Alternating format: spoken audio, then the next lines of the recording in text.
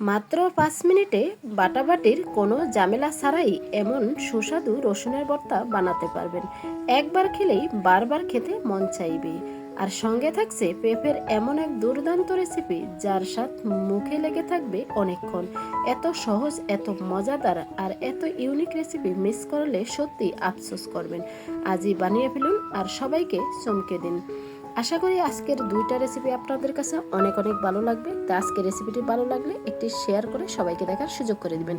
আর আমার চ্যানেলে নতুন হলে চ্যানেলটি সাবস্ক্রাইব করে বেল অন করে রাখতে পারেন নিত্য নতুন সাধারণ জিনিস দিয়ে অসাধারণ রেসিপি এবং টিপস পাওয়ার জন্য। হ্যালো এভরিওয়ান, আসসালামু আলাইকুম, welcome back to my channel. আপনারা সবাই কেমন আছেন? আশা করি যে যেখানে আছেন সবাই অনেক অনেক ভালো আছেন এবং সুস্থ আছেন। কাছে অথবা দূরে, দেশ অথবা দেশের বাহিরে যে যেখান থেকে ভিডিওটি দেখছেন সবাইকে অসংখ্য ধন্যবাদ। সবার জন্য অনেক অনেক দোয়া এবং শুভকামনা রইল। চলুন দেখে নেওয়া যাক আজকে মজাদার দুইটি রেসিপি। ভিডিওটি স্কিপ করলে অনেক কিছুই মিস করবেন, তাই স্কিপ না করে ভিডিওটি শেষ পর্যন্ত দেখুন।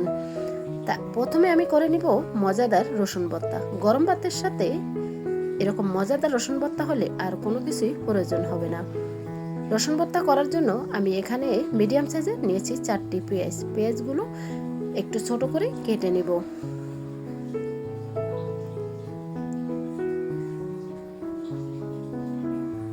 আমরা তো সবসময়ই অনেক রকমের ভর্তা খেয়েছি, আর ভর্তার স্বাদ তো এক এক জিনিসের এক এক রকম। তাই আজকেও আপনাদের সাথে শেয়ার করছি মজাদার রসুন ভর্তা, একদম ঝামেলা ছাড়াই মাত্র 5 মিনিটে আপনিও বাসায় তৈরি করে নিতে পারবেন।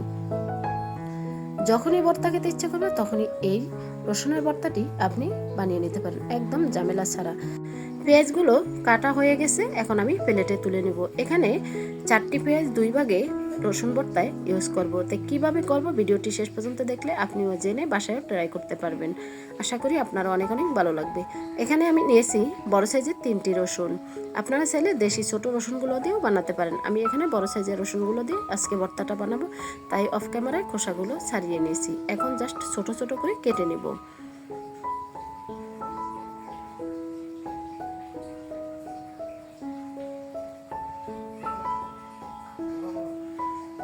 এক এক করে সবগুলো রসুন আমার কাটা হয়ে গেছে। এখন পেঁয়াজের সঙ্গে আমি রসুনগুলো তুলে নিব। তারপর নিয়েছি এখানে আমি শুকনো মরিচ, তারপর নিয়েছি আমি ধনিয়া পাতা। এখন চলে যাব কিচেনে। প্রথমে ফ্যান বসিয়ে তেল দিয়েছি, তেলের ভিতরে আমি শুকনো মরিচগুলো দিয়ে দিছি। মরিচগুলো একদম মুচমুচে করে ভেজে নিব। মরিচগুলো ভাজা হয়ে গেছে, এখন তেল ঝরিয়ে প্লেটে তুলে নিব।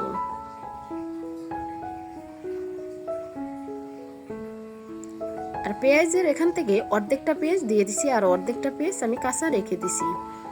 তাই অর্ধেক পেঁয়াজ আমি একদম ব্রাউন কালার করে ভেজে নেব, আর বাকি অর্ধেক কাঁচাই থাকবে। ভর্তাটা কিভাবে বানিয়েছি দেখলেই আপনি বুঝতে পারবেন। আর এরকম মজাদার ভর্তা দেখলে জিভে জল আসবে, কারণ ভর্তা আমরা কম বেশি সবাই পছন্দ করি। পেঁয়াজটাও আমি ব্রাউন কালার করে ভেজে নিচ্ছি। ভাজা হয়ে গেছে, এখন তেল ঝরিয়ে পেঁয়াজগুলো আমি তুলে নেব।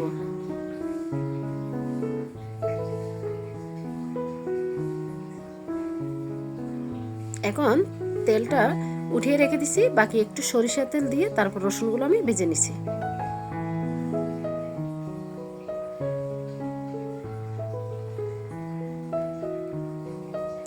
এখন একদম ব্রাউন কালার করে রসুনগুলো আমি ভেজে নেব, তাহলে রসুন ভর্তার ফ্লেভারটা খুবই সুন্দর আসবে।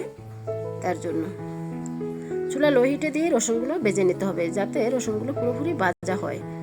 যদি চুলা বাড়িয়ে ভাজেন তাহলে রসুনের উপরে কালার চলে আসবে আর রসুনটা কাঁচাই থেকে যাবে। দেখতেই পাচ্ছেন রসুনগুলো আমার ভাজা হয়ে গেছে, পুরোপুরি ব্রাউন কালার হয়ে গেছে। এখন আমি একটা প্লেটে তুলে নিচ্ছি।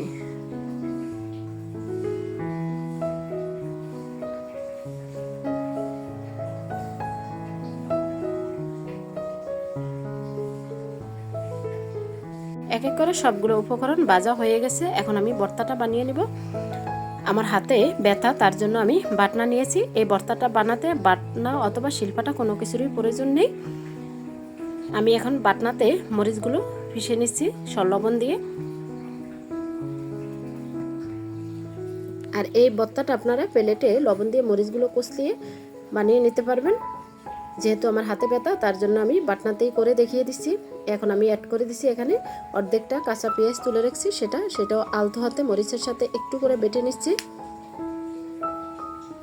তারপরে অ্যাড করে দিব এখানে আমি রসুনটাও পুরোপুরি একদম মিহি করব না, একটু আধ ভাঙা করে বেটে নেব।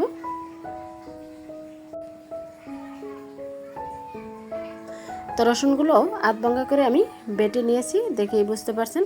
এটা আপনারা হাত দিয়ে এইভাবে কষলিয়ে নিলেই হয়ে যাবে।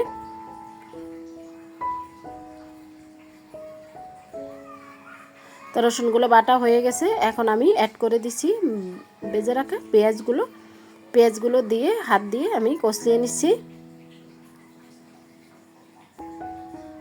তারপরে অ্যাড করে দিচ্ছি আমি ধনিয়া পাতা একদম কুচি করে দিয়ে দিচ্ছি। আর বন্ধুরা, দুর্দান্ত স্বাদের পেঁপের রেসিপিটি দেখতে হলে ভিডিওটি শেষ পর্যন্ত অবশ্যই দেখতে হবে। আশা করি পেঁপের রেসিপিটিও আপনাদের কাছে অনেক অনেক ভালো লাগবে। তো ধনিয়া পাতা দিয়ে একটু মিক্স করে নিলাম। ভর্তার স্বাদ বাড়ানোর জন্য শেষে আরেকটি উপকরণ অ্যাড করব, সেটা হলো জাজালো সরিষা তেলটা দিলে ভর্তার স্বাদ বহুগুণে বেড়ে যায়। এখন আমি হাত দিয়ে ভালো করে মিক্স করে নিচ্ছি। আর এখন অ্যাড করে দিচ্ছি আমি জাজালো সরিষা তেলটা দিয়ে আবারও 1 মিনিটের মতো ভর্তার সাথে মিক্স করে নিচ্ছি। আর দেখিয়ে দিচ্ছি কতটা লোভনীয় হয়েছে সাধারণ রসুন ভর্তা। এখন একটা প্লেটে আমি পরিবেশন করে দেখিয়ে দিচ্ছি। দেখতেই পাচ্ছেন বন্ধুরা, সাধারণ জিনিস দিয়ে অসাধারণ একটি ভর্তা রেসিপি শেয়ার করছি। আশা করি অনেক অনেক ভালো লাগছে। এখন চামচ দিয়ে কেটে দেখিয়ে দিচ্ছি বন্ধুরা কতটা লোভনীয় হয়েছে। আর রসুনগুলো কিন্তু আস্তে আস্তেই রেখে দিচ্ছি, কারণ এই ভর্তাটা গরম ভাতের সাথে খেতে কিন্তু ভীষণ টেস্টি, তার জন্য। তা তৈরি হয়ে গেল মজাদার রসুন ভর্তা। এখন চলে যাব দুর্দান্ত স্বাদের পেঁপের রেসিপি করার জন্য। ভিডিওটি স্কিপ করলে অনেক কিছু মিস করবেন, তাই স্কিপ না করে বন্ধুরা পুরো রেসিপিটি দেখে কমেন্টের মাধ্যমে মূল্যবান মতামত রাখবেন। প্যান বসিয়ে দিয়ে দিচ্ছি পরিমাণ মতো সরিষা তেলটা পুরোপুরি গরম হয়ে গেছে। এখন অ্যাড করে দিয়েছি এখানে আদা বাটা, রসুন বাটা এবং পেঁয়াজ বাটা দিয়ে তেলের ভিতরে কিছুক্ষণ ভেজে নিব। আর এখানে আমি বড় সাইজের 2টি পেঁয়াজ, 1 টুকরো আদা, 1টি রসুন একসাথে পেস্ট করে নিয়েছি। এখন অ্যাড করে দিচ্ছি আমি 1 টেবিল চামচ হলুদের গুঁড়া, 1 টেবিল চামচ লবণ, 1 টেবিল চামচ কাশ্মীরি মরিচের গুঁড়া, 1/2 টেবিল চামচ জিরা, 1 টেবিল চামচ ধনিয়ার গুঁড়া, আর দিয়েছি কয়েকটি এলাচ দিয়ে মশলাটা ভালো করে কষিয়ে নিব। আর এখানে দিয়ে দিচ্ছি ফুটন্ত গরম পানি, একটু করে পানিটা দিয়ে মশলাটা ভালো করে কষিয়ে নিছি। তারপরে অ্যাড করে দিচ্ছি দারচিনি এবং তেজপাতা দিয়ে আবারও বেশ কিছুক্ষণ ধরে কষিয়ে নিব, যতক্ষণ পর্যন্ত উপরে তেলটা বেশি উঠে না আসছে ততক্ষণ পর্যন্ত কষিয়ে নিব।